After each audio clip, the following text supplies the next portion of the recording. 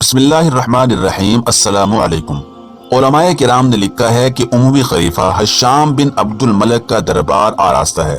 امراء اور وزراء درجہ بدرجہ نشستوں پر برآ جمع ہیں۔ علماء دین کی موجودگی خلیفہ حشام بن عبد الملک کی اسلام سے رغبت اور وابستگی کو ظاہر کرتی ہے۔ ایک رومی راہب خلیفہ حشام کے دربار میں شرف باریابی طلب کرتا ہے اور کہتا ہے کہ میرے ذہن میں چند علمی سوالات ہیں جنہیں علماء اسلام کے سامنے پیش کر کے اپنی ذہنی الجھنوں کا علاج چاہتا ہوں۔ عیسائی اور یہودی اہل کتاب تو مجھے مطمئن نہ کر سکے۔ حشام نے کسی تردد اور فکر کے بغیر رومی راہب کو اپنے دربار میں طلب کر لیا اور کہا کہ اسلام کی آغوش بہت وسیع ہے، وہ بصد شوق اپنے عقلی مسائل مسلمانوں کے سامنے پیش کرے، اس کو کسی بھی مرحلے پر مایوسی نہیں ہوگی۔ رومی راہب نے دربار میں داخل ہو کر صورتحال کو بالکل بدل دیا۔ مطمئن و تجسس چہروں پر نفرت و غضب کی لکیریں ابھریں۔ رومی راہب نے خلیفہ حشام کو مخاطب کر کے کہا، اے مسلمانوں کے جلیل القدر خلیفہ، کیا تو خدائے واحد پر یقین رکھتا ہے؟ اگر تمہارا جواب ہاں میں ہے تو پھر وہ تمہاری وساطت سے خدا کے ماننے والوں سے چند سوالات کرنا چاہتا ہے، کیونکہ مسلمانوں کا دعویٰ ہے کہ ان کے سوا خدا کی ذات کو سمجھنے والا کوئی دوسرا روئے زمین پر موجود نہیں۔ حشام راہب کے تیور کو دیکھ کر سمجھ گیا کہ وہ تو مناظرہ و آراستہ کرنا چاہتا ہے، پھر بھی اس نے ضبط سے کام لیا اور رومی راہب کو اپنے شکوک و شبہات بیان کرنے کی اجازت دے دی۔ رومی راہب نے کہا، میں 3 سوال کروں گا اور ہر سوال کا جواب عقلی دلیل سے ہونا چاہیے۔ پہلا سوال، میں جاننا چاہتا ہوں کہ خدا سے پہلے کون تھا؟ دوسرا سوال، خدا کا رخ کس طرف ہے؟ تیسرا سوال، خدا اس وقت کیا کر رہا ہے؟ تینوں سوال اپنی ظاہری صورت میں ہی مسلمانوں کے لیے چیلنج تھے۔ دربار میں موجود برگزیدہ ہستیوں نے رومی راہب کو واضح طور پر کہہ دیا کہ ہم ایک خدا پر یقین رکھتے ہیں، ہمارے نزدیک اول و آخر خدا ہے۔ ہم اس بحث میں نہیں الجھتے کہ خدا سے پہلے کون تھا اور آخر میں کون ہوگا، اور یہ کہ وجود باری تعالی انسانی حیثیت نہیں رکھتا کہ ہم اس کے چہرے کی سمت کا اندازہ کر سکیں۔ مزید یہ کہ خدا کو انسان اپنی ظاہری آنکھ سے نہیں دیکھ سکتا، کیونکہ خدا لامحدود ہے اور انسانی آنکھ محدود، لہذا خدا کا ہر فعل انسانی حلقہ چشم کی دسترس سے باہر ہے۔ مگر رومی راہب ان جوابات سے ہرگز مطمئن نہ ہوا اور کہنے لگا، اب یہ بات واضح ہو گئی ہے کہ مسلمان خدا پر اندھا یقین رکھتے ہیں، لہذا تمہارا یہ دعویٰ کہ مسلمان اس زمین پر خدا کو سب سے زیادہ جاننے والی مخلوق ہے کھوکھلا اور بے دلیل ہے۔ میں تو اس خیال سے دمشق آیا تھا کہ اگر مسلمانوں نے عقل کے آئینے میں میرے سوالات کے جوابات دے دیے تو میں مسلمان ہو جاؤں گا، مگر افسوس ایسا نہ ہو سکا۔ اس قوم سے مخاطب ہوا جو خود بھی بے خبر ہے، تو وہ مجھے کیا باخبر کرے گی؟ رومی راہب کی ان باتوں سے حشام کے دربار میں سکوت چھا گیا، مگر حشام نے انتہائی تحمل اور بردباری سے راہب کو متوجہ کیا کہ اگرچہ فی الوقت مسلمان علماء ایک غیر مسلم کو مطمئن نہیں کر سکے، لیکن مملکت اسلامی صرف دمشق تک ہی محدود نہیں ہے۔ ابھی اسلامی دنیا میں بے شمار ایسے اہل علم موجود ہیں جو ان سوالات کا جواب عقلی دلائل سے دیں گے، لہذا جب تک رومی راہب کو تسکین نہ ہو وہ دمشق میں ہی قیام کرے۔ اس دوران رومی راہب تو بطور شاہی مہمان کے سرکاری عمارات میں گھوم پھر کر اپنے سوال دہرا دہرا کر لوگوں کے ذہنوں کو الجھاتا رہا، اور حشام بن عبد الملک دوسرے علماء سے رجوع کرتا رہا، مگر وہی ڈھاک کے 3 بات معاملہ سلجھنے میں نہ آیا۔ حشام پر عجیب مایوس کن اور اضطرابی کیفیت طاری ہو گئی۔ نہ تو وہ رومی راہب کو ہلاک کر سکتا تھا کیونکہ یہ اسلامی عدل کے منافی تھا، نہ ہی وہ اسے اسلامی مملکت سے باہر نکال سکتا تھا۔ یہ مسلم علماء کی شکست تھی۔ وہ صرف اس یقین پر لمحہ بلمحہ گزار رہا تھا کہ خدا تعالی اپنی خدائی کا نظارہ تو ضرور کروائے گا جب رومی راہب اپنے تمام تر فلسفے کے ساتھ زندہ درگور ہوگا۔ پھر کسی شخص نے سر دربار اٹھ کر امیر المومنین ہشام سے گزارش کی کہ کوفہ کے ایک نوجوان تاجر کو بھی طلب کر کے دیکھیں جو اپنے علم اور عقل کی بدولت خشک اور بنجر زمینوں کو سیراب کرتا ہے۔ ہشام کے لیے یہ مقام حیرت تھا کہ کوفہ کا نوجوان تاجر رومی راہب کو مطمئن کرے گا، مگر جب امام حماد بن ابی سلمان رحمۃ اللہ علیہ کے حوالے سے نوجوان کا تعارف بطور شاگرد کروایا گیا تو ہشام نے مطمئن لہجے میں کہا، میں رومی راہب کو شکست خوردہ دیکھنے کے لیے ملت اسلامیہ کے ایک ایک فرد کو دربار میں بلانے کو تیار ہوں، مگر مسلمان علماء کو عاجز نہیں دیکھ سکتا۔ پھر ہشام نے اجازت دی کہ کوفہ کے اس نوجوان کو انتہائی عزت و احترام کے ساتھ دربار میں لایا جائے۔ سرکاری حکم کی دیر تھی کہ ہر کارے برق رفتاری سے کوفہ گئے اور اس نوجوان کو اس کی والدہ اور استاد گرامی امام حماد رحمۃ اللہ علیہ کی دعاؤں کے سائے میں بسط احترام دمشق لے آئے۔ دربار خلافت میں ہر شخص حیران تھا کہ رومی راہب جیسے جہاں دیدہ اور پیچیدہ انسان کے سوالات کا جواب یہ 25 سالہ نوجوان کیوں کر دے سکے گا، لیکن اس باوقار نوجوان نے، جو اپنی ظاہری وضاحت سے علم کا پیکر نظر آتا تھا، جب دربار میں خلیفہ اور دیگر حاضرین کو اسلامی انداز میں سلام کیا تو دیکھنے والے مسحور ہو گئے۔ خلیفہ ہشام نے اس کوفی نوجوان کو مخاطب کر کے کہا، دمشق کے کچھ لوگ تمہاری ذہانت کے قائل ہیں، میں ذاتی طور پر تم سے واقف نہیں، پھر بھی ایک مسلمان کی حیثیت سے تمہارا فرض ہے کہ تم ہمارے مہمان رومی راہب کے سوالات کے جواب عقل کی روشنی میں دے کر سابقہ تمام علماء دین کو سرخرو کرو۔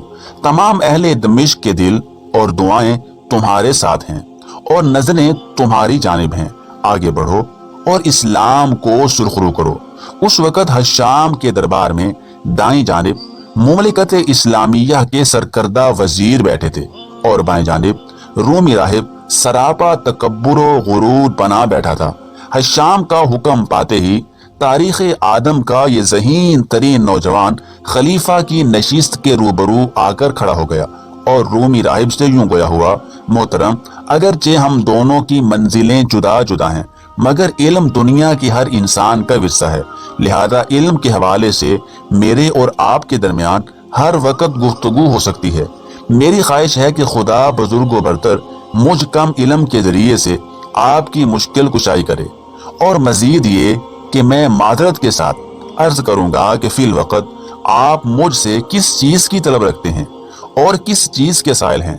طلب کرنے والے کا یہ انداز ہرگز نہیں ہوتا کہ مانگنے والا اپنی نشست پر اطمینان سے بیٹھا رہے اور دینے والا کھڑا رہے، جیسا وہ خود سائل ہے۔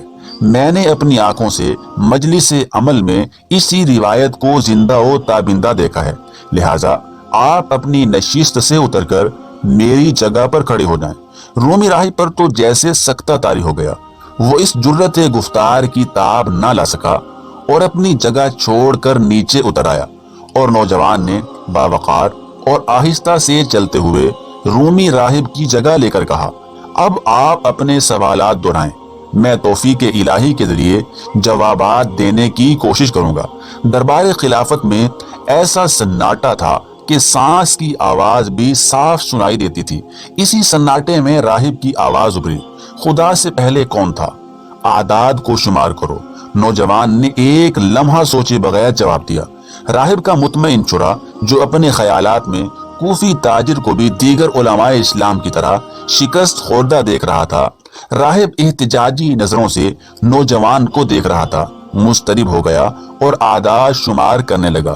ابھی عدد 10 تک پہنچا تھا کہ نوجوان نے کہا، یہ گنتی کا عام طریقہ ہے، میں 1 سے پہلے عدد جاننا چاہتا ہوں۔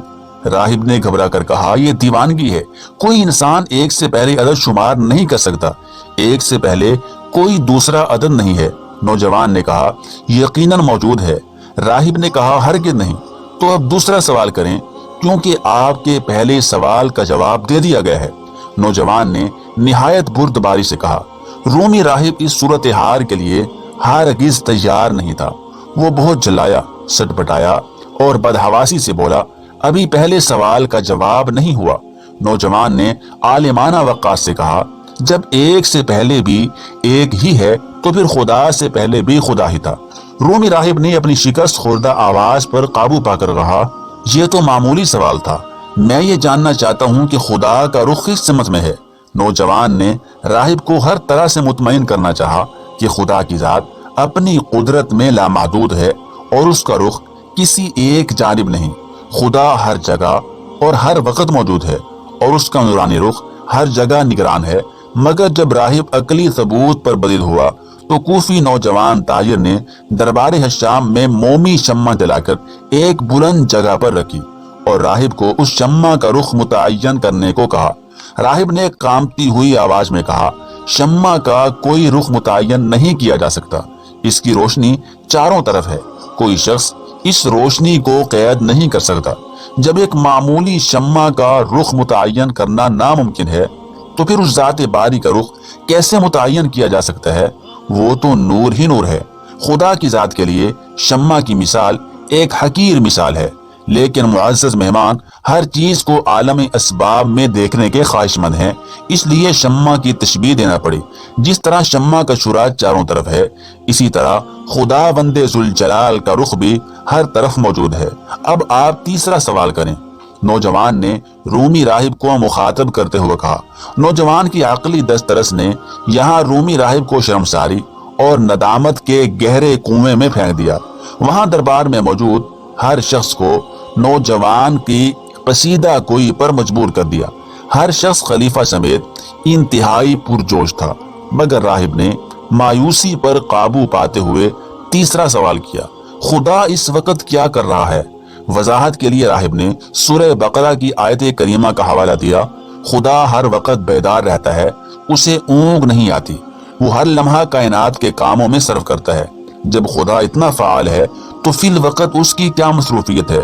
نوجوان نے انتہائی تحمل سے جواب دیا، خدائے ذوالجلال کی ذات فعال ہے، مگر خدا کے متحرک رہنے کی مثال کسی جاندار سے نہیں دی جا سکتی۔ خدا کا عمل خاص ہے جس کو ہم رسم دنیا کے پیرائے میں بیان نہیں کر سکتے۔ خدا کی برتری اپنی مخلوق پر اسی طرح ہے کہ وہ وجود ظاہری سے بے نیاز ہے، اور جب خدا کا وجود مادی نہیں تو انسانی آنکھ اس خالق کائنات کا تصور نہیں کر سکتی، اور جہاں تصور ہی نہ پہنچ سکے وہاں عمل کا تعین کرنا ممکن نہیں۔ رومی راہب نے ڈوبتے ہوئے تنکے کا سہارا لے کر پرجوش لہجے میں کہا، مجھے اس سے غرض نہیں کہ خدا کی جسیم ظاہری باطنی کیا ہے، میں یہ جاننا چاہتا ہوں کہ خدا اس وقت کیا کر رہا ہے۔